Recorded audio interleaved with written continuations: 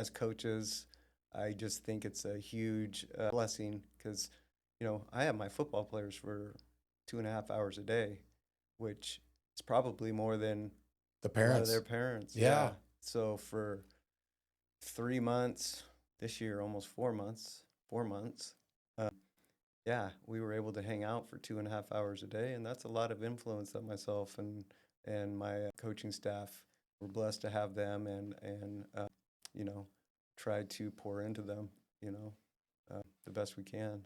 That's So awesome. yeah, yeah, Do you feel any pressure now? It hasn't started yet, but do you feel pressure like now that you won the championship? I think when they asked Tom Brady what was his favorite Super Bowl ring, yeah. he He said says the the next next one. one. Yeah, no, I don't Yeah. feel that. I Okay. don't feel No that. pressure. If there's a next one, what a blessing. And this, like I said, we're losing five really good seniors, but I have a really talented group coming next year, seniors, and I believe we'll be really good next year. And there could be a possibility that we could do some good things again next year.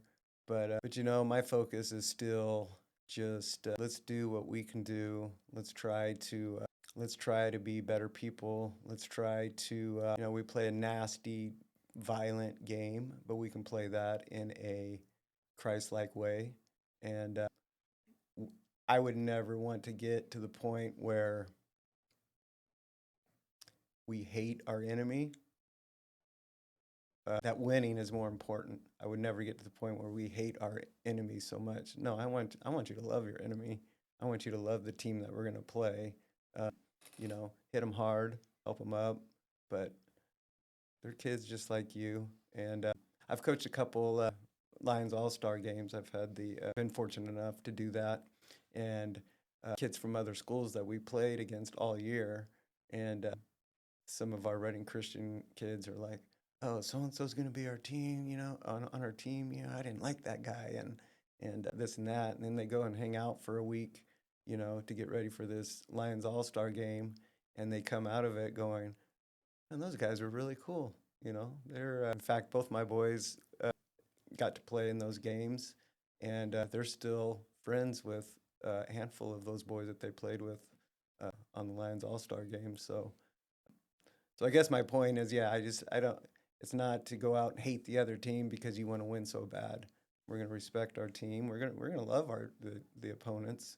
We just want to beat them if we can. Well, I love the word you used there because I was thinking when you said that is I'm trying to remember the fighter, but and he was a good Christian, but he said no, they were asking him something, and the other guy's just talking enormous amounts of trash or something throughout the process. Yeah. And he kind of has to mark it, you have to hype the fight. Yeah. But they asked him why he doesn't. He said he's not my enemy. He's just my opponent. Sure. He's not my enemy. He's That's right. just somebody I'm going to compete against, and I can be nice and shake his hand. Oh, I think it was Rich Franklin. So I had the honor of meeting Rich Franklin, the former UFC middleweight champion, through a friend series of events, and he's a Christian and a great guy, and he'll take your head off if you step in the octagon with him. Yeah. He'll take your head off, and that's his job. But outside of the octagon, just a wonderful guy, very compassionate, just a nice guy, and that ability to say, "But we're here to compete." You know what I mean? And nothing. We were watching some basketball the other night, and I'm not going to say the pro's name because he's on our favorite team, but my sons and I were talking about his dirty play. And I said, there's one thing, and like my youngest said, well, he's really competitive. I said, there's one thing about being competitive, and then there's dirty play. Like, I want you to compete. I want you to die for the ball. I want you to get a foul because you're trying to play defense. Yeah. I don't want you to step on somebody when they're down. I don't want right. you to knee them in the groin because you think the ref isn't looking. That's just dirty play. Sure. And so that I think it's a good teaching experience of like, Yeah. we want you to be competitive. Right. But you don't break the rules. You don't cross the line. And they kind of have to. There has to be some things in their life so they know where that line is. Yeah. Like you can tell kids all day, just like people tell us. You get financial advice, you get health advice, right? Like we should all just be eating grilled chicken breasts and broccoli, but we're going to have the jalapeno cheddar croissant. Oh, yeah. So that the words aren't enough.